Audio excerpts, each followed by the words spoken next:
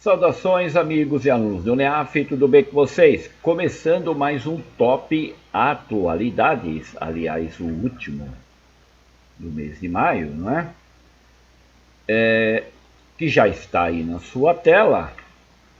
Semana de 25 a 31 de maio de 2021, Mural de Notícias.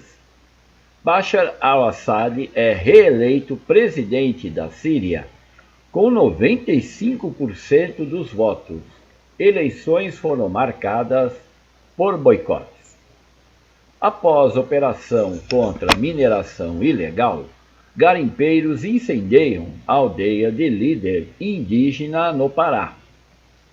Salles falta a reunião de Conselho da Amazônia e Mourão chama a ausência de falta de educação. ONU vê possíveis crimes de guerra de Israel e Brasil vota contra a abertura de investigação. A Alemanha se desculpa por genocídio na Namíbia e oferece 1 bilhão de euros. E, como você também já está acostumado, a gente vai para aquela aulinha de destaque.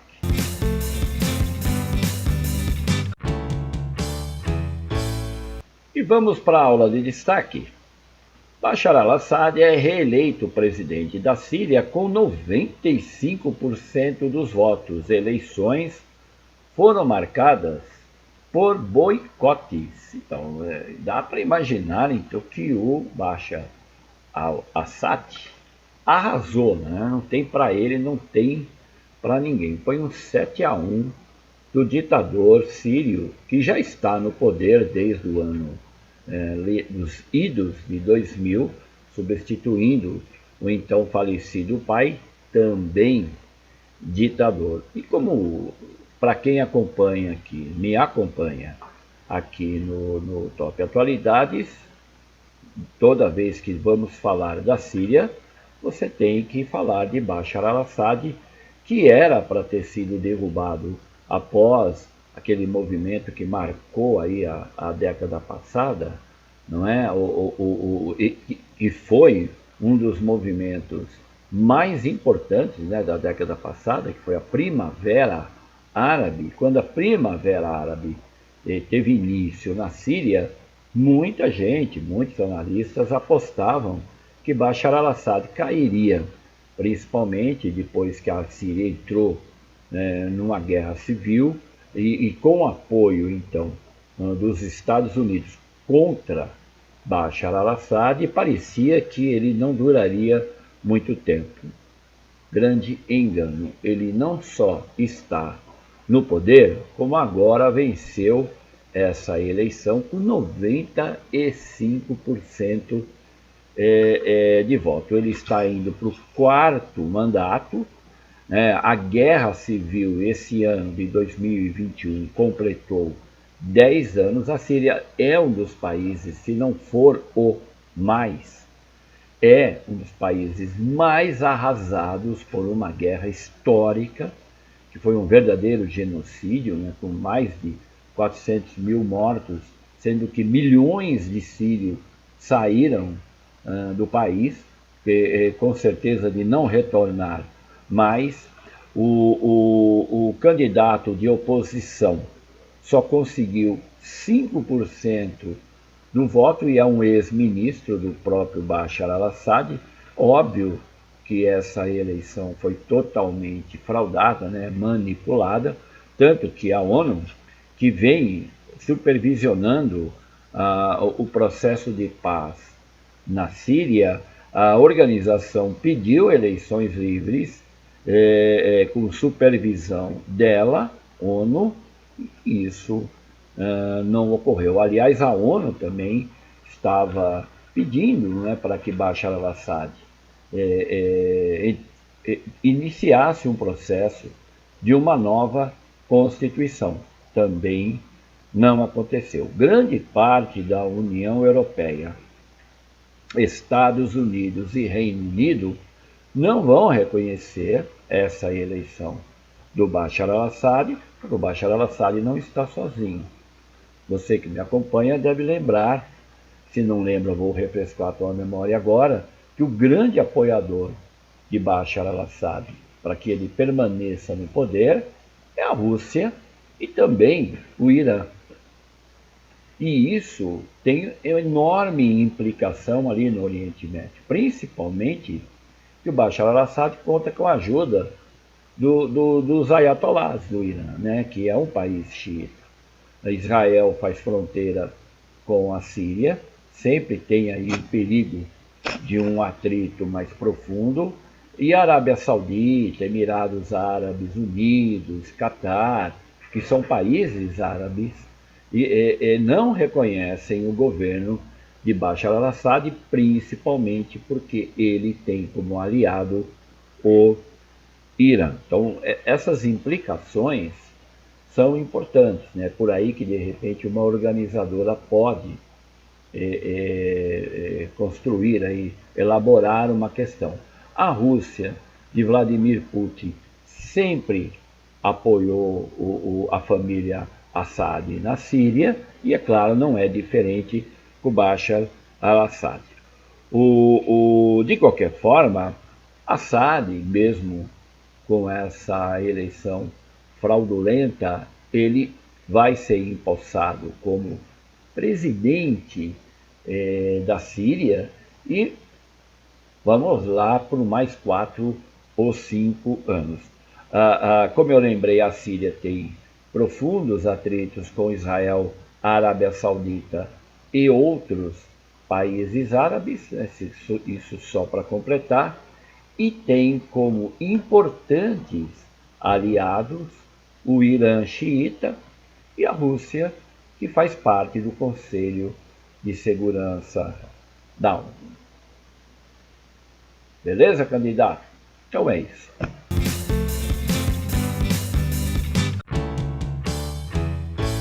E continuando o nosso top atualidades, após a operação contra a mineração ilegal, garimpeiros incendeiam a aldeia de líder indígena no Pará. O Pará é um estado que historicamente sempre tem conflitos de terras e agora no atual governo passou a ter também, que governo que apoia a ação de garimpeiros ilegais, né, e desmatadores também, passou a ter os conflitos em terras indígenas. Não é segredo para ninguém o que o presidente Bolsonaro pensa sobre reservas indígenas, e isso, claro, os garimpeiros estão agindo, não a mando do governo, claro, mas contam com o apoio tanto que essa operação que foi feita contra eles acabou resultando nesse ataque aos índios Munduruku, no Pará. Não é? A líder Maria Leusa, a casa dela foi incendiada e vamos aguardar para ver no que vai dar. Relação: terras indígenas e mineração ilegal. Sugestão de leitura: Ministério Público abre investigação sobre o uso de avião da FAB para transporte de garimpeiros. Salles falta à reunião de Conselho da Amazônia e Mourão chama a ausência de falta de educação. É falta de outras coisas também, não é? Mas o vice-presidente pega leve com o ainda ministro Ricardo Salles, ministro do Meio Ambiente. O ministro nem mandou um representante e muito menos deu alguma justificativa da sua ausência.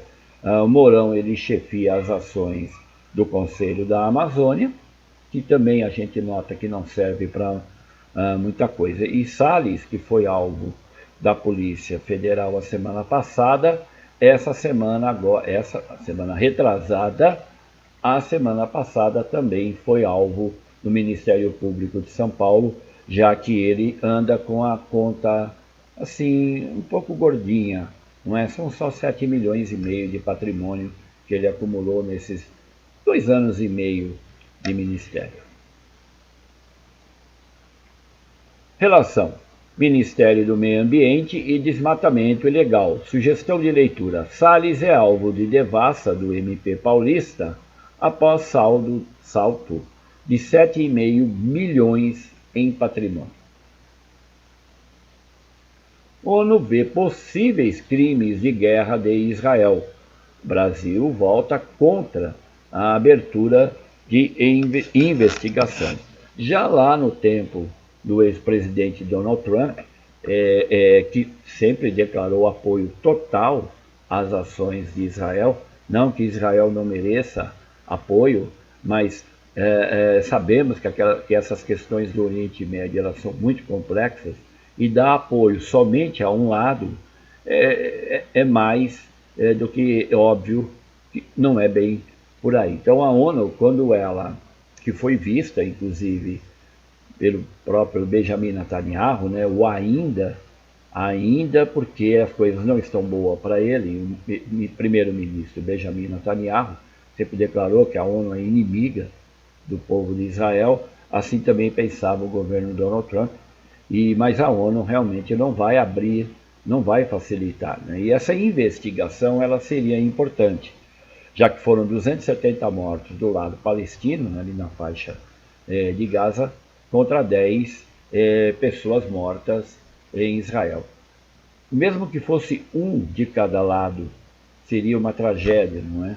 O conflito não deveria, ele deveria se manifestar no campo político. Mas quando há aí um ataque de ambos os lados, claro que pessoas inocentes acabam pagando.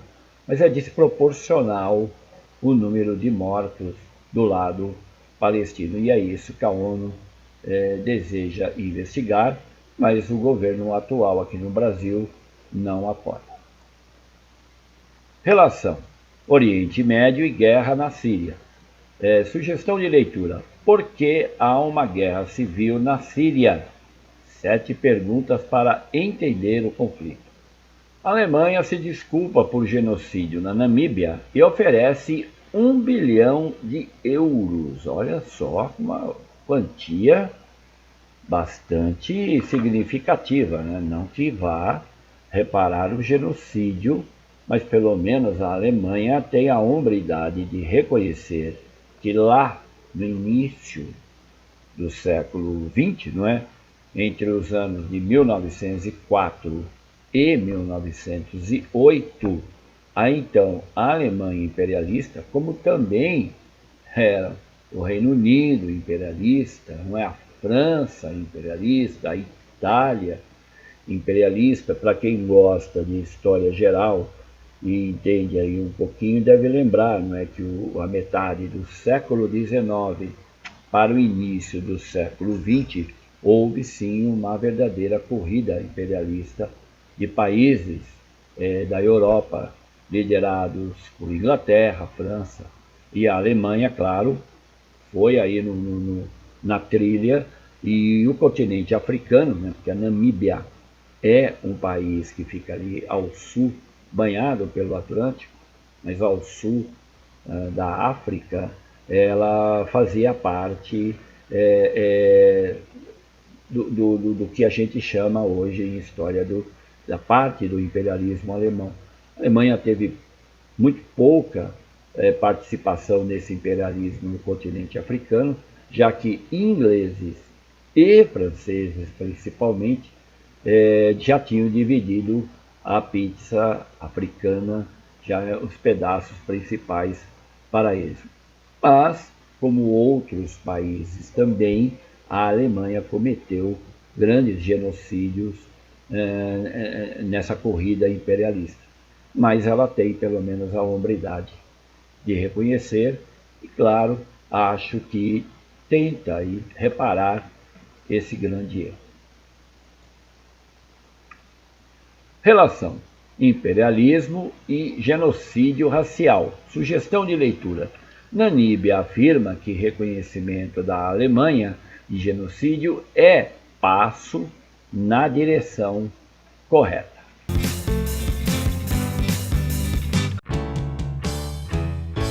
E vamos à solução do desafio da semana passada. Se você não sabe qual é o desafio, candidato, ele já está aí na sua telinha. E eu espero que você tenha escolhido a alternativa A. Isso mesmo, A. Na verdade, o imposto, né, que o governo tenta, é uma tentativa de não ficar provocando muitos caminhoneiros, né, porque você sabe que se os caminhoneiros quiserem, para tudo. Né, e seria muito ruim para o governo atual, que já vem com a sua imagem extremamente prejudicada, passar aí por uma semana, ou quem sabe até mais, de greve de caminhoneiros. Então, o que o Congresso Nacional propõe é alterar a cobrança do ICMS, né, o Imposto de Circulação de Mercadorias e Serviços. Mas ainda precisa, o projeto ele foi complementar, né, mas ainda precisa ser aprovado. Então, alternativa A. E vamos ao desafio dessa semana. A posse do novo presidente do Equador foi marcada pela quase total ausência dos líderes políticos do continente. Somente um presidente da América do Sul compareceu à posse de Guillermo Lasso. Qual foi o líder político da América do Sul que marcou presença? A. Nicolás Maduro, da Venezuela.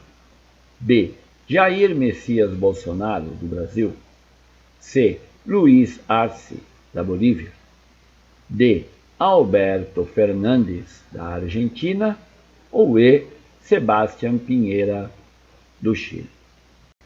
E assim termina mais esse Top Atualidades, que foi de 25 a 31 de maio. Esperando que você tenha gostado e que seja útil aos seus estudos, à sua leitura. Prometendo voltar a semana que vem. Se cuide. Até lá.